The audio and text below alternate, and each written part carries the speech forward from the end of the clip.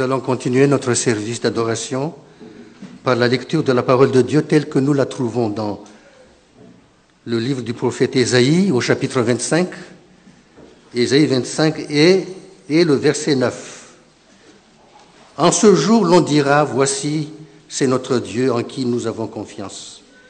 Et c'est lui qui nous sauve. C'est l'Éternel en qui nous avons confiance. Soyons dans l'allégresse et réjouissons-nous de son salut. Puisse le Seigneur bénir la lecture de sa parole et son influence dans notre vie. Amen. Ce matin, j'aurais aimé vous dire que des temps favorables sont devant nous et que les choses iront de mieux en mieux. Bientôt, la crise économique et financière à laquelle la société fait actuellement face ne sera plus qu'un mauvais souvenir. J'aurais aimé aussi vous dire que la communauté scientifique internationale est actuellement en train de trouver des solutions pour résoudre les conséquences du réchauffement planétaire et de ses dérèglements. Ce sont de bonnes nouvelles. J'aurais aimé encore pouvoir vous dire que le G20 va sûrement trouver les moyens de résoudre le problème de la redistribution des richesses terrestres qui est trop inégalement répartie dans le monde, quand on sait que les trois grandes fortunes, merci d'envoyer la diapo, quand on sait que les trois grandes fortunes, c'est-à-dire Carlos Slim, Bill Gates, que vous apercevez derrière moi, enfin peut-être un petit peu, et Warren Buffett, se partagent à eux trois l'équivalent des revenus de 600 millions de personnes pauvres ou très pauvres de la planète. Je vous aimais encore pouvoir vous dire que la situation israélo-palestinienne connaîtra enfin un dénouement et que toutes ces violences qu'a connues la région, enfin, s'apaiseront.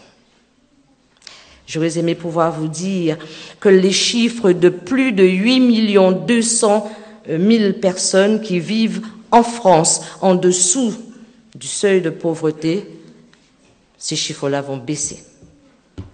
J'aurais aimé encore pouvoir vous dire que dans les familles et que les relations vont s'améliorer, ne nous inquiétons pas, et que tout ira mieux dans le meilleur des mondes que nous préparent les grands dirigeants de la planète. J'aurais aimé encore pouvoir vous dire, enfin bon, en fait, vous avez déjà compris qu'il n'en sera rien, car il faut se rendre compte aujourd'hui d'une évidence, c'est que les choses sont dramatiquement en train de se généraliser et vont non seulement s'accélérant, mais en s'amplifiant. Il y a aujourd'hui, globalement, un consensus pour reconnaître que plus rien ne va dans ce monde. C'était les propos tout à l'heure de notre frère. C'est une prédication à deux voix. Même ceux qui n'ont pas l'éclairage des Saintes Écritures l'admettent. Écoutons les remarques d'un expert qui s'appelle Pierre Calam, peut-être que nous connaissons, qui était, à l'époque, il a fait cette déclaration, il était donc responsable de l'Institut des recherches et des débats sur le gouvernement du monde. Il dit ceci dans son analyse de la situation. L'humanité est en situation de rompre les équilibres fragiles dont dépend la vie sur la Terre. Sans doute cette rupture est-elle déjà entreprise.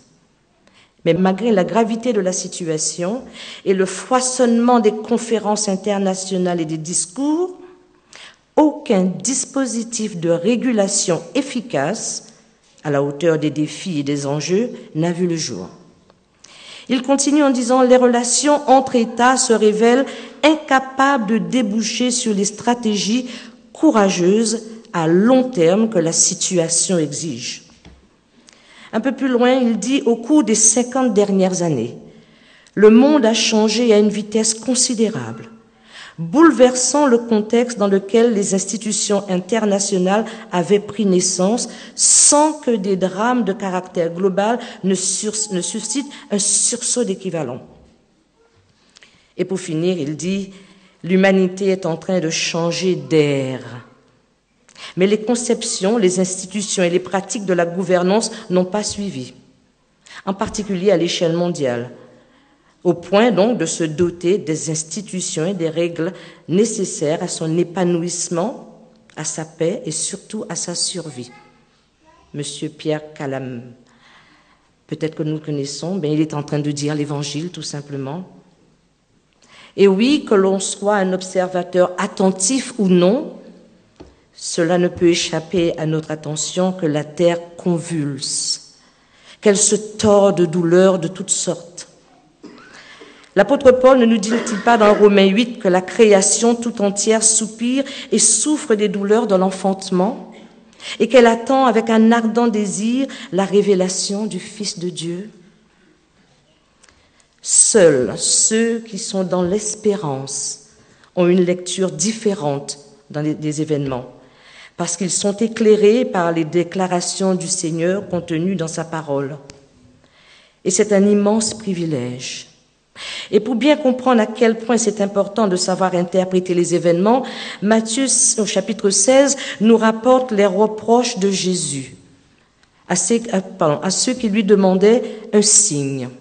Il leur reprochait de ne pas savoir reconnaître les signes des temps. Dans Matthieu 16, verset 2, regardons ce que dit Jésus. Il dit Jésus donc, alors aux pharisiens et aux sadducéens donc, qui lui avaient posé la question, il va leur répondre, le soir vous dites il fera beau, car le ciel est rouge. Et le matin, il y aura de l'orage aujourd'hui, car le ciel est d'un rouge sombre. Vous savez discerner les aspects du ciel et vous ne pouvez pas discerner les signes des temps? Il va encore le leur dire dans Luc 21. Je vous invite à prendre Luc 21, versets 29 à 31. Il leur dit une comparaison. Voyez le figuier et tous les arbres. Dès qu'ils ont poussé, vous savez de vous-même en regardant que déjà l'été est proche. Alors de même, quand vous verrez ces choses arriver, sachez que le royaume de Dieu est proche. Vous savez qu'il est vrai que certains, voire même beaucoup, ils en ont fait leur spécialité, de voir des signes dans les événements les plus insignifiants, et du même coup, ils ont occupé donc l'actualité dans les médias. Mais en dehors de ces comportements hurlubuliesques, nous n'ignorons pas qu'il y a un enseignement biblique concernant l'époque que nous vivons. Et le rôle de l'Église est de les étudier à la clarté de la parole et aussi de leur attribuer leur vraie signification. Nous savons que Dieu le Père ne peut mettre un terme à l'histoire de l'humanité et à son œuvre salutaire sans en avertir les intéressés. Et à chaque étape de son plan, il a procédé de la même manière, et ceci depuis des temps immémoriaux. Comme il l'a fait pour annoncer donc le Fils, de même, le Fils donc le fait pour annoncer la fin de toutes choses. Et les révélations de Jésus vont être reprises dans Matthieu, dans Marc et dans Luc. Si donc Jésus n'a pas fixé de date à son retour, il a cependant répondu longuement aux questions qui lui avaient été posées par ses disciples concernant les événements qui surviendraient à l'époque approximative de son retour.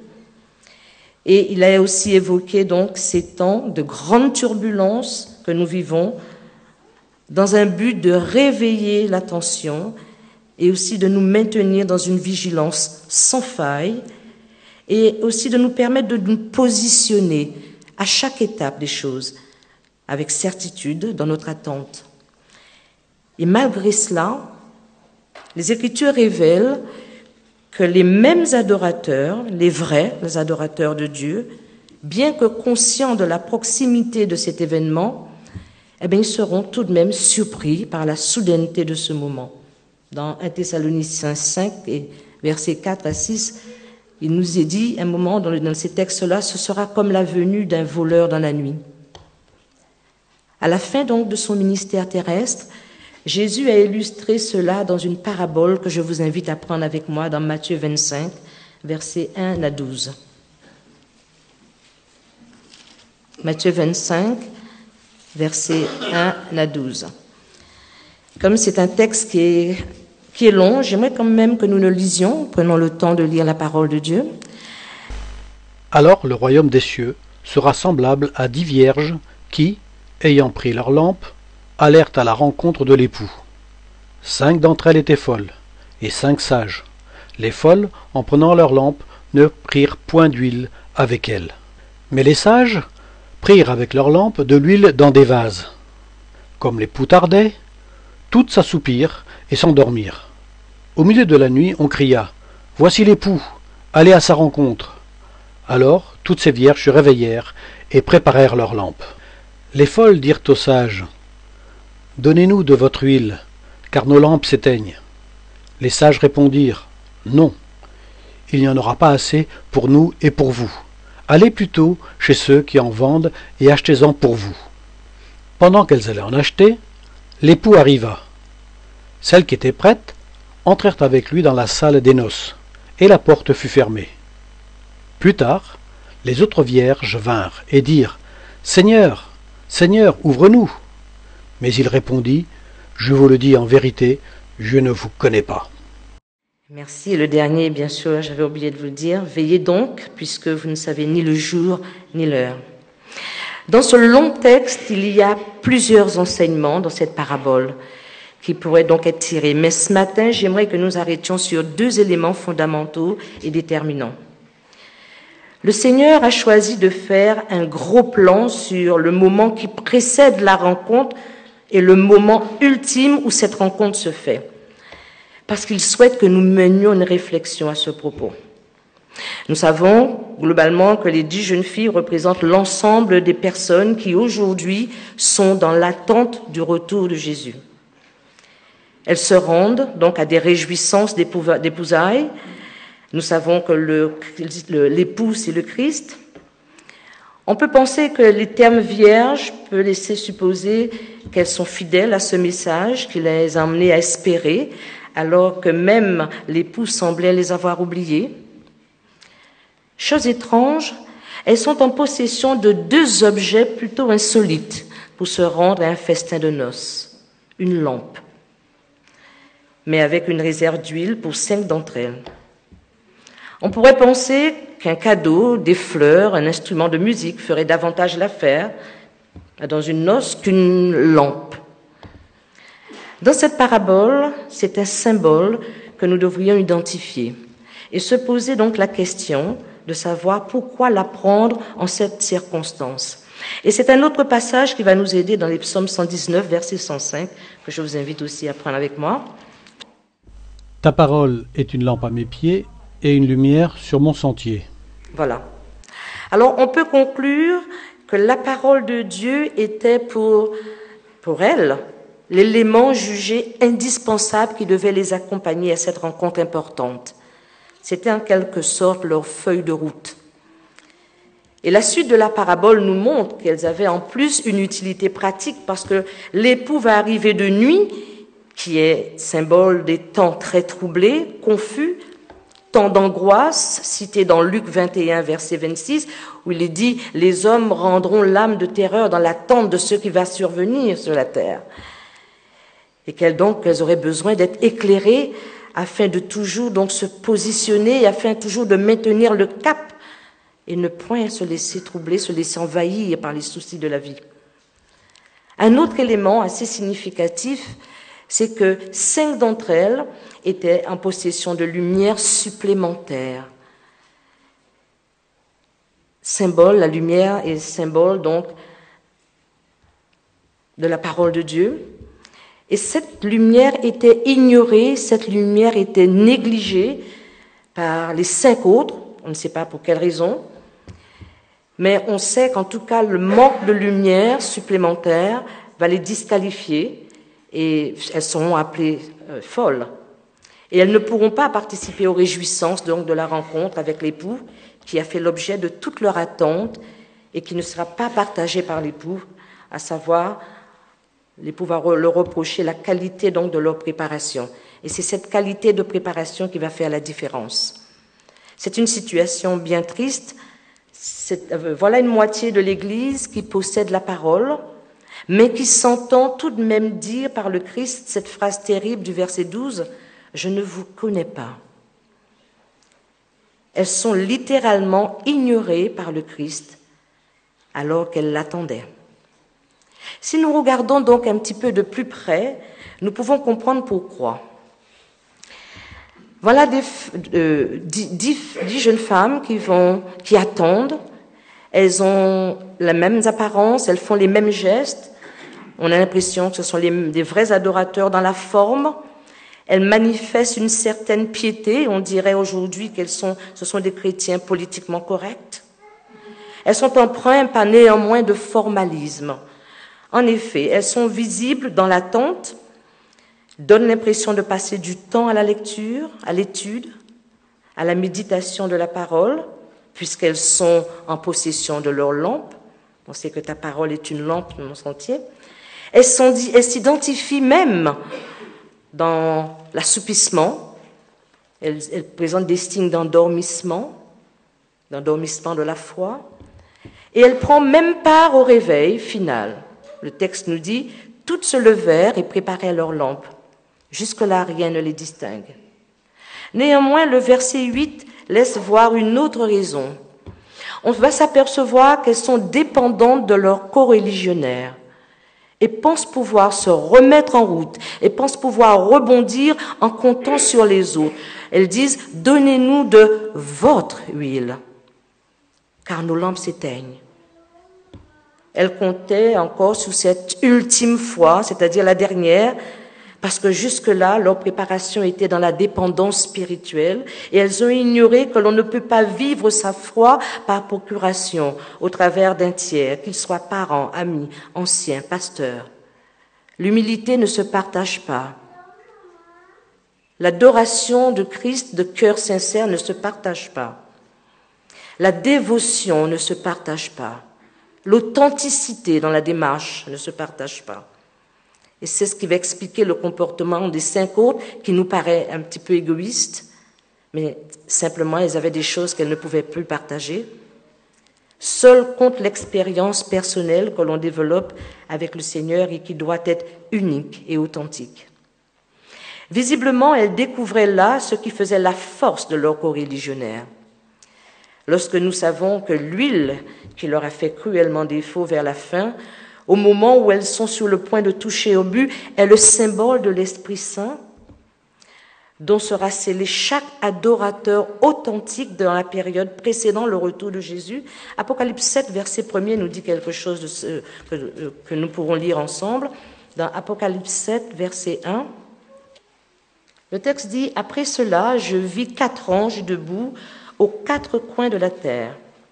Ils retenaient les 4 vents de la terre afin qu'il ne souffle point de vent sur la terre, ni sur la mer, ni sur aucun arbre. Et je vis un autre ange qui montait du côté du soleil levant et qui tenait le sceau de Dieu vivant. Il cria d'une voix forte aux 4 anges à qui avait été donné de faire du mal à la terre, à la mer. Il dit, ne faites point de mal à la terre, ni à la mer et aux arbres, jusqu'à ce que nous ayons marqué du sceau le front des serviteurs de Dieu. » On ne peut que rester interrogateur sur ce qui a manqué de si peu pour qu'elles participent à cette joie de la rencontre avec celui qui a été l'objet donc de leur affection. Permettez-moi de revenir sur la question du début que je vous avais posée, à savoir dans quel temps sommes-nous, chers frères et sœurs. En regardant cette parabole et compte tenu de la vision des choses que nous donne le Christ, nous pouvons sans hésitation dire que nous sommes dans les temps où chacun doit considérer cette parabole,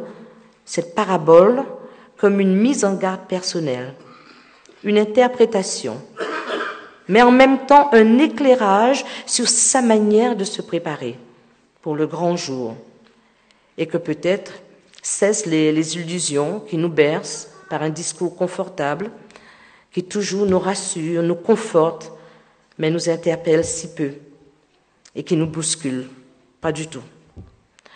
Que cette parabole nous serve de cadre, car ce même Seigneur est aussi capable de dire « Je ne te connais point ». Lorsque nous lisons dans les témoignages, la page 70, le premier témoignage, le premier livre, nous voyons que dans les temps que nous vivons actuellement, et nous sommes d'accord pour reconnaître que nous sommes dans l'imminence du retour de Jésus, nous voyons que beaucoup néglige la parole nécessaire à cette rencontre et qu'il compte sur la venue de la pluie de l'arrière-saison pour se préparer.